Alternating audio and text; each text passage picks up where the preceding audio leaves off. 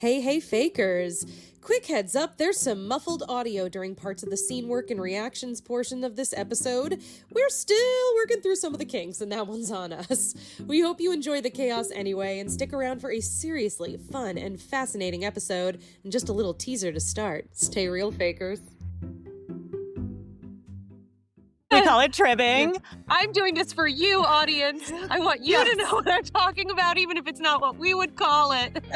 You see this lesbian porn, you see a lot of scissoring. This is something that's been a polarizing subject. Is this something that actual Sapphic people do or not? They're like the Avengers. Yes! That hand grip moment is so iconic. And we know that Lady Hideko is not so innocent, as Britney Spears would say. Was it lust or just good blocking? Was that moan from joy or mocking?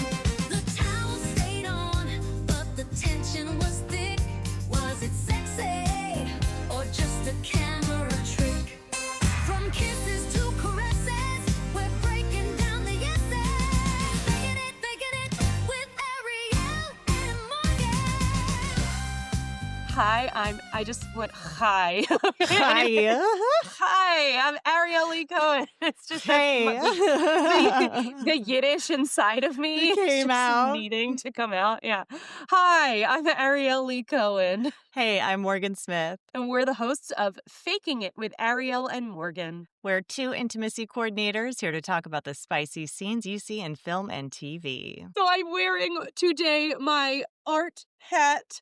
It is I love it. a blue hat that says art on it, and it's because we're watching something artistic today. Oh my God. I love it. Mhm. My Sapphic Muse shirt is in the laundry right now, but I saw Oh, you wearing the art no. hat. It's fine. It wasn't meant to be. Today was about your art hat. That is what the people want, baby. That's what the people want.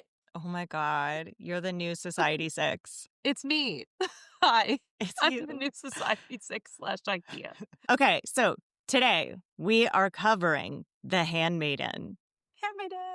Yay. I saw this film initially when it first came out, and it completely rocked my world for so many reasons. I mean, the story is incredible. There's so many twists and turns, but also the simulated sex scenes are incredible. Amazing. I also am excited. I saw this film in the 2016, 15, 17 world. I remember only the sex scenes pretty much and nothing else.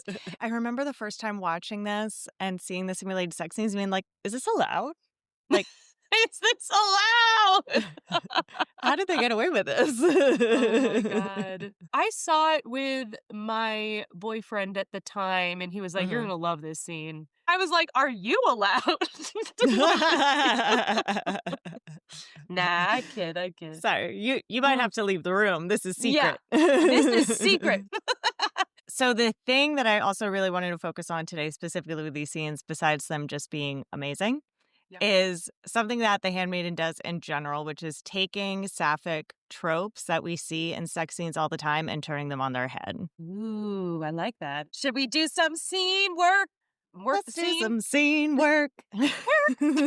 Okay, so for those who don't know, The Handmaiden is an erotic historical thriller set during Japan's occupation of Korea in the 1930s that premiered at Cannes in 2016. It was directed, co-written, and co-produced by Park Chan-wook. It's based on the novel Fingersmith by Sarah Waters. In this scene, we are going to see Kim Min Lee as Lady Hideko and Kim Tae-ri in her breakout role as Suk-hee. So if you haven't seen this movie, just pause right now and go watch it, because this movie has like so many twists and turns. It's going to get completely ruined for you. You should just go watch it anyway, though, to be fair, because Yeah, just go watch it. Just go watch it and then come back and keep listening. You've been warned. In the film, they show the same simulated sex scene twice from each character's perspective. First time we're going to see this scene is from Suk-hee's point of view. Suk-hee is a Korean pickpocket who is recruited by the Count to dupe Lady Hideko. Lady Hideko lives with her controlling uncle who never lets her leave their estate. The Count gets Suki a job as Lady Hideko's handmaiden under a false identity, so Suki can manipulate her into marrying the Count. At this point in the movie, Suki has successfully pushed Lady Hideko into the Count's arms and caught feelings for the lady along the way. Oops!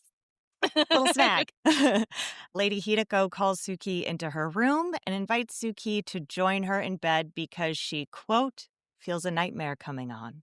So for those following along, we are going to be at time code 4147 until 4656. Let's do it. For our audience, I have a Yeah. Maddie in the lap who would like to be part of this watching of The Handmaiden, which is very different from Handmaid's Tale. Okay, so they're lying in bed, facing away from one another. This lighting is gorgeous. Lady Hideko's talking about her fear of the Count, and she just doesn't have a good feeling about him. They're facing each other. It's happening! They're whispering, they're talking very close to one another's faces, and the sexual tension you could cut with a knife. She's like, I just don't know what men want on your wedding night. I wish someone could show me. Wink, wink, wink, wink, wink. Okay, so she sort of sitting up in bed. She gets a lollipop. Put the lollipop on her lips. Just a very soft kiss here. And then she licks the lollipop. And then they go for a second kiss. Bitter turning sour, sour turning sweet. We have a hand gently placed on the face. The tongue has come out. The camera's moving around, but they're really still. I love the head pull. So we have a lot of tongue involved in this kiss. Hands aren't really gripping, but they are present. And when they try to pull away, they do stop the other person. She keeps trying to make it about the Count. Like, this is what you're going to feel for him. Yeah, she has cold hands and feet, as do I. It's not very clear what she's doing under the shirt, but there is touch and there is some level of grip to it. Okay, so she like latches down onto the breast. We don't see any nipple or areola at this moment. It's all sort of implied. We have a hand reaching down under her skirts and between her legs. We have toplessness, licking of the stomach. Now and- Lady Hideko is completely nude. Wow, this shot is gorgeous. She's looking directly at the vulva, but we don't see the vulva. It's just a point of view shot from the vulva's point of view. And then she lets her tongue out of her mouth. We hear some moaning, and then we're on to the next scene. It's great. It's good stuff. When Suki is about to simulate oral stimulation to Lady Hideko, you see the crevice between both legs, but you don't see her buttocks. You also see Suki's face mere inches away, but I don't see vulva, I don't see buttocks, I don't see nipple, areola. There is no nudity. Maybe they're wearing pasties or something like that. As far as I could tell, I was unable to see any nudity or body parts involved in the nudity. So spectacularly done. It's so interesting because you're like right on the precipice of seeing everything, but you're not seeing everything yet. They build up the action really beautifully where it's starting off as facing away from each other, then they face towards each other, then they get close, then their lips touch, and then things like very slowly escalate from there until we get all the way to the vulva POV shot, which is brilliant. It's a perfect shot. You can see the legs around her head and just the sheer excitement on her face. Mm-hmm. I love the growth of the dynamic as it moves along. Breath quickens, motions quicken. It starts off very still, just this solid hand on her neck and on her face, and this light kiss, pretty stationary. By the end, going down the stomach, legs are moving, arms are moving, Yeah. bodies are intertwining. You want to watch when the scene reappears? I dare you not to show it to me. Now, for the second time we see this scene, but now from Lady Hideko's perspective, a lot has happened. After this scene, Suki accompanies the Count when they elope. After cashing out on the inheritance, Suki and the Count take Lady Hideko to the asylum, and then suddenly the tables turn, and Lady Hideko commits Suki instead. Lady Hideko and the Count have double-crossed her. Through flashbacks, we discover her fragility and innocence were an act. After realizing he couldn't seduce her, the Count lets Lady Hideko in on his plan. She agrees because she's desperate to escape her uncle, who has been forcing her to read and simulate erotic texts for other noblemen for most of her life. The abuse has forced her to become numb to intimacy. At one point, she confesses that she has never experienced affectionate touch until Suki came along. In a flashback, the movie revisits this scene from Lady Hideko's point of view. So now we are at 139.53. We're going to go until like 144. Again, it's all going to be in the show notes. Now we see nipple and areola. It's much slower than it seemed in the last one. She's going down her leg, touching between her thighs. And now we see simulated manual stimulation. We see Lady Hideko bite Suki's shoulder and then move her dress down. She's manually stimulating her and orally stimulating her. And her arms are up above her head. We see her elbows moving around. We're back to the POV shot. Now we're seeing them both in full profile. Okay. Love. We see wetness around her mouth, authenticity. We have touching of her buttocks, which actually helps so she can follow the movement. And now they're hugging. We have a bird's eye view shot. The camera sort of spins above them, and their feet are trying to find purchase stuff. Now they're kind of rocking, straddled over one another. This is really tender and really beautiful. Lady Hideko's hand is just stimulating both of them. Now we're into what is proverbially known as scissoring, thighs in between thighs. Oh, and they hold hands. They're like the Avengers. Like holding each other's hands. That hand grip moment is so iconic. Like as they're trimming, giving each other balance. They're getting faster, and then we're done. And we hear the moans. I like how I just like stopped talking after a while. I'm like, you guys got this. Give me your initial thoughts.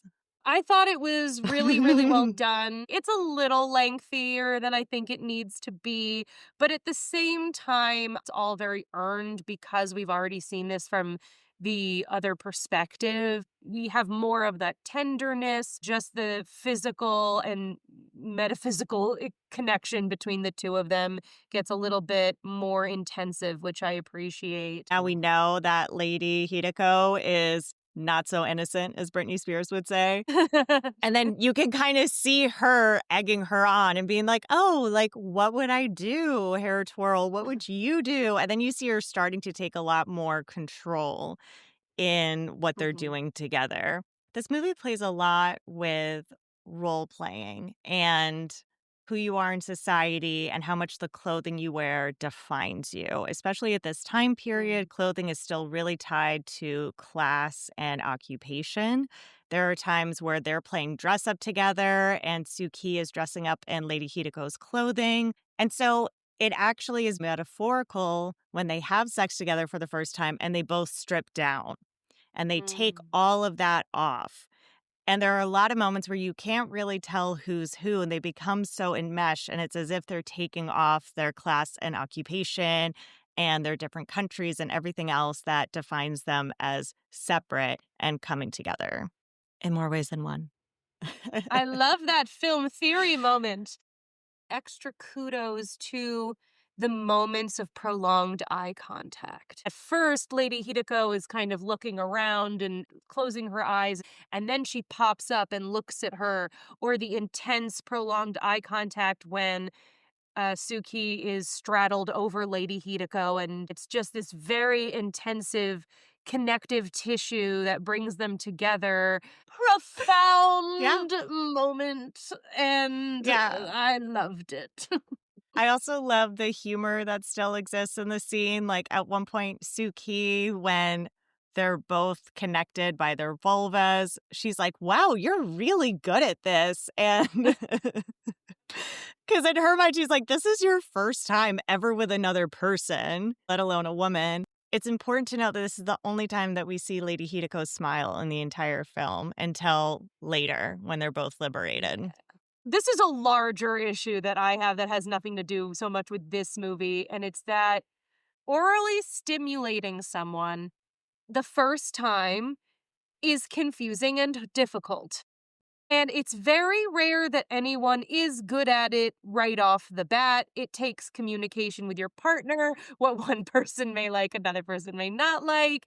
And it does take time to develop those nuances and those abilities to kind of recognize the body language there. And it does sort of bother me sometimes when people simulate oral stimulation for the first time in their characters' lives and they're immediately amazing at it. I know why we don't take the time. It doesn't make sense to like sit there and be like, wait, she's gonna get there someday. It does tick me off just a little bit because I think it lifts up expectations for blossoming young queer women or even just straight men that they think they're immediately gonna be great at it. You know, there's that trope of like we see this couple that's meant to be have sex together for the first time and everything goes amazingly and everyone is so stimulated. And that's not always the case because it's a new person. In this instance, I can forgive that because there is a bit of role playing happening here where Lady Hideko has to pretend to be innocent. She also has all this pent-up desire that she hasn't been able to get out. So it could very well be that any amount of touch is going to feel great, even if it's not That's true. the best technique. I will allow it. It's just a qualm that I have with many films. That's all. And It's totally fair. Dated. It's totally fair. All right, well, is there anything about this scene in particular that you think you would approach differently? I really admire the choreography and the masking work that's done in this scene. I think it's pretty flawless when they have their vulvas together, which colloquially we call scissoring in intimacy coordinator world. We call it tribbing. We call it tribbing. They're I'm tribbing. doing this for you, audience. I want you to know what I'm talking about, even if it's not what we would call I it. know. I mean, that's the thing, though, is in our work, we have to use deloaded language. It makes it easier to talk about things, but also it's a slippery slope when you start using colloquial terms. Yes. Some things you're like, oh, I can assume most people know this, but then you don't know what terms people know and don't know, and then things get weird or they mean different things to different people. And so it's easier just to use probably the more boring word. One time I was on set and I had come straight out of intimacy school, let's say. He was simulating penetrative sex from behind. And I was like, all right, so you're just going to open and close the space a little bit there. And then he was like, what are you talking about? The space between your pelvis and her buttocks, you're going to open and you're going to close that space. And I have to like move my hands to show him what I mean. He's like, oh, like thrusting. I'm like, yeah. So it's the movement of the body. Yes. Colloquially known as thrusting, but you don't usually say thrusting because that is loaded a little bit. But for the sake of the podcast, sometimes it's worth saying. But anyway, okay. Yes.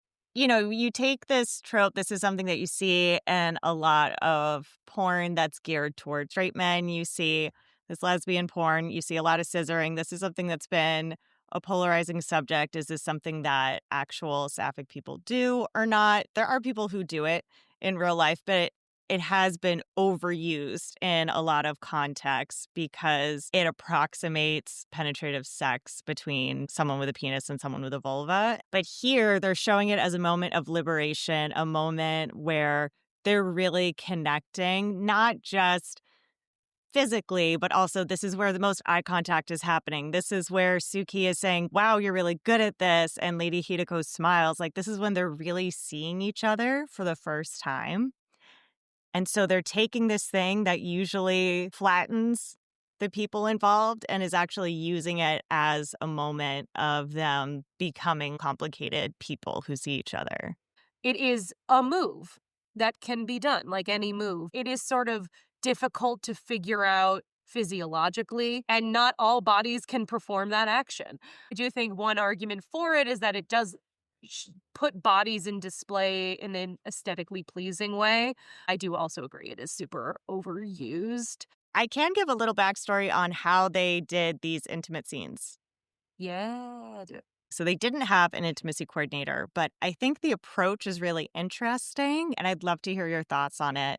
The actresses choreographed these scenes fully clothed before shooting. So they figured out what they wanted the choreography to be. When they were actually filming, there were closed sets with only female staff present. The director controlled the camera remotely.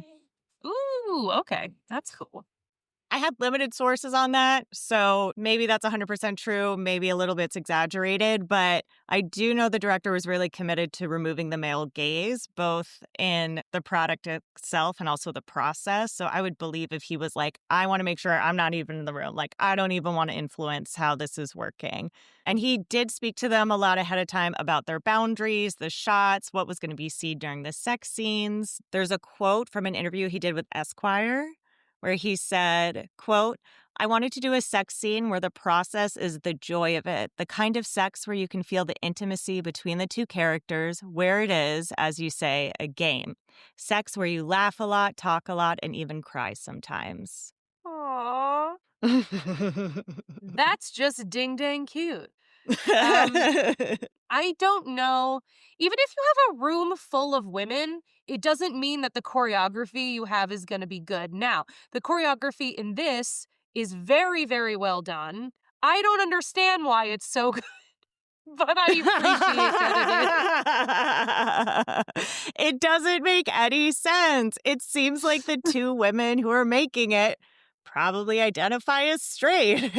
Yeah. So I'm like, great job, you guys. Yeah. Like, Yeah. unlike Ammonite, where it's real wrong. I'm glad everyone was happy at the end of the day and that precautions were Yeah. taken. I don't have any information on the sexuality of the actors involved. So this is pure speculation. Well, what if we go to the spice scale? Yeah, let's do the spice scale. Okay. Now we'll dip into the spice scale, our not-so-scientific way of rating intimacy scenes based on consent and power dynamics, technical craft, and coordination excellence and heat factor. Each category gets a score from 1 to 5, with 5 being the highest. Then we add it all up to give the scene a final letter grade. So we've talked about this a bit, but let's get into consent and power dynamics, how the scene depicts consent and power in the story and behind the scenes. Woo, those power dynamics. Lady Hideko, her literal name is Lady Hideko. She already has that nobility and moniker. In that first scene, it seems like the power dynamic maybe is shifting slightly to Suki being in power because she's the one with the lollipop kind of initiating this contact. And Lady Hideko is the one who's kind of dealing with this insecurity moment. But when you finally realize the full situation of what's going on, you realize that Lady Hideko is kind of in control the entire time, regardless of class. Yes. Very consensual, although consent is never explicitly stated. Everyone is on board. Yes, everyone's very on board throughout the process. I agree.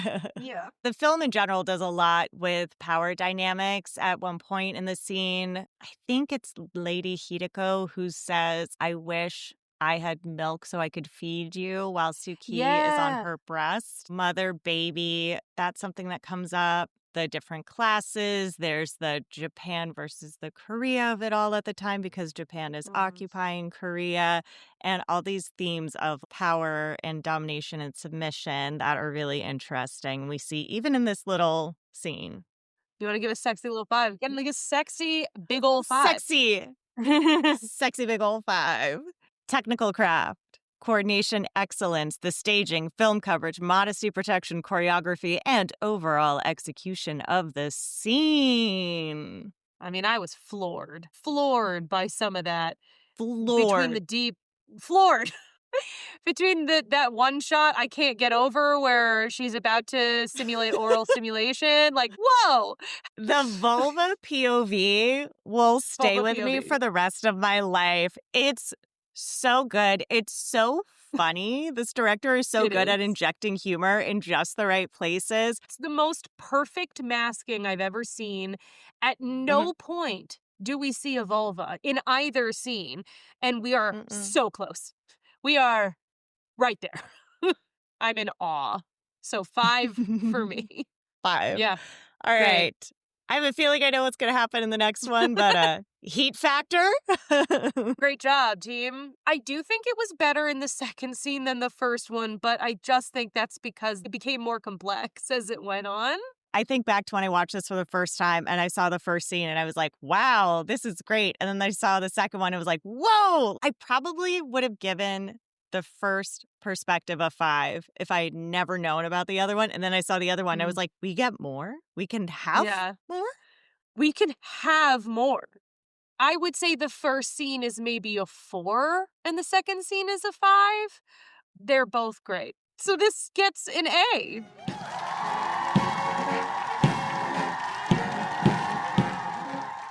A plus. Another A.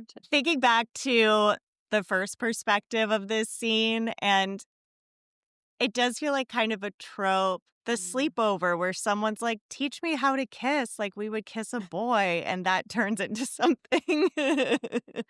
Wait, okay, I have a question. I am putting you on the spot. This scene, I feel like, is such a good example of the female gaze. If you were to re-choreograph this scene for the male gaze, just so we can highlight what actually makes it different, what would change? Oh, that's so interesting. I would slow down a lot of the action, particularly in that second scene, make it much more hands gliding, a lot more focus on nipple and areola, a lot more focus on like slow, languid licks of the vulva. I would also say more trimming and maybe, I don't know if I would even do the lollipop like that. The lollipop idea is really interesting. It would be more male gaze-ified. I just saw Wicked. If there was more tongue involved, more moaning, groaning sounds, more teasing, seduction to camera. No more POV shot of her looking at the vulva and being excited. Oh, she is only looking at camera now because she sees you. She knows what you're doing. Yes. Oh my God. It's so true, though. I feel like that would be one huge difference. It'd feel more performative, more for camera, hair cascading over the shoulders and chest. Oh my God. And bouncing like with curls or something.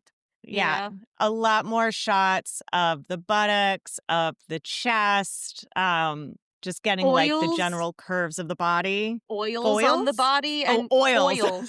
putting Oil. foils all putting just like any level of sheen to the body. Yes. Also male gaze, absolutely no liquid on the face post simulated oral. Right. The lollipop would become a phallic symbol, so there'd be a lot more sucking on it than just general licking and placing it on the lips. Or like even trailing the lollipop down the body or something and like following it with her tongue. Just a lot of redundant, reductive kind of action. Maybe this is like a new segment we do for really great scenes where now we have a section called Ruin the Scene and we talk about what we would do. Yes. Let's do that from now on. Ruin the scene. All this would ruin the scene, make the trimming bit like 10 minutes long and just have her absolutely just rocking on her thigh. There's no hand. The hand. We haven't even talked about the hand. Wait. Okay. It does feel a little Avengers Assemble. I'm not gonna lie.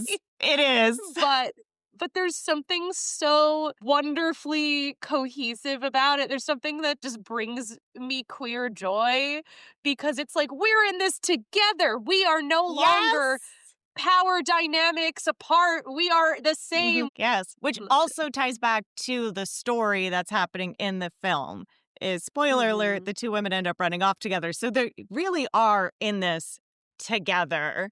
I also liked that I was like, oh, that would probably help with balance. Like, there's a practical element too. Yeah, You know? absolutely it would. That's a Yeah. great point. Uh, Describing what ruins this scene highlights what's important about it and why it agree. matters. It feels like a very authentic representation of two women having sex together. There's zero male gaze in it.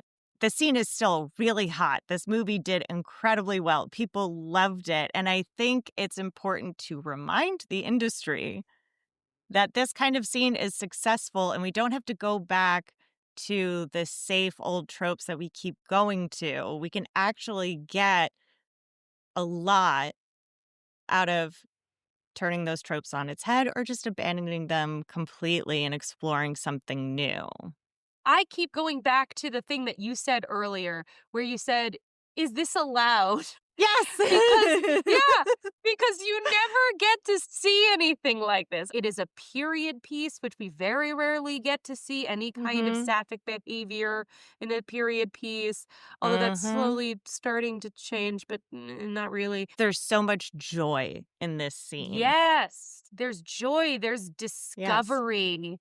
There's different pacing as different positions are found. Pet peeve of mine is I feel like often in period pieces, especially if we go before like the 1950s, I want to say, sex starts to feel really limited and proper unless we're talking about specific types of characters. And that wasn't the case. If you go to Pompeii, you can see on ancient ruins of houses images of people performing different sexual acts to each other because it was so much a part of their lives. And it was like a big joke to them to be like, look at this funny thing. Let's keep eating dinner. It's not like only recently we just started doing more explicit acts. It's been happening. I really appreciated that they did that in a period piece. Leave your puritanical roots behind, baby. Start afresh. Get out of here. Do you have anything to plug? Okay, I don't know if this is going to be out by the time we drop this podcast, but I'm about to shoot a vertical for Fox that is like heated rivalry, but with wrestling. And the writer-directors actually wrote this way before the show Heated Rivalry came out. They actually didn't even know about the book series. But anyways, I'm really excited. This is going to be my first gay vertical, and it is being done well. I'm really looking forward to working on this. Wrestling for Love. It might be out on My Drama by the time this drops, or maybe by the time you're listening to it, whenever that is. That's great. Yeah. What about you? I don't think I have anything I want to plug right now, but maybe next time. Cool. Well, thanks so much for listening to Faking It. This episode's research and context were done by Morgan Smith. You could find us on Apple Podcasts, Spotify, or anywhere you get your podcasts. New episodes drop every other hump day, Wednesday. If this was good for you, the best way to support our show is to follow the podcast and leave a quick rating or review. It takes less than 30 seconds, and it really helps us. Tell one friend who loves spicy movie secrets about us. Find us on social media at Faking It the Pod. Want to get involved? Head to patreon.com/fakingitthepod. For just $1, you can request scenes for future episodes. For $10, you can get bonus content and never-before-seen footage. And for $5, you can get a shout-out like these listeners. Thank you, Lee and Kiki Brown. This episode was produced by Ariel Lee Cohen, social media and branding by Morgan Smith. Our theme song is Faking It by Suno AI until we get monetized, so feel free to send us a new one. Credits for the film or show we reacted to are in the episode caption. Stay real, fakers. Woo! Woo! All right.